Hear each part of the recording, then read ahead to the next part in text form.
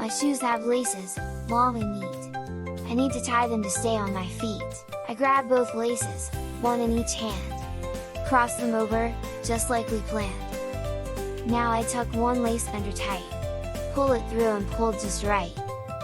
Next, I make a loop so round, like bunny ears that can be found.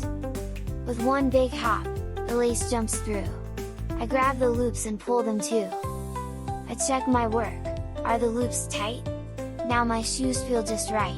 If my loops are loose and wide, I'll try again with patience and pride.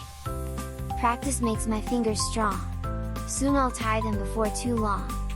I smile big, now I know how to tie my shoes and go. Tying my shoes helps me each day. Now I'm ready to run and play.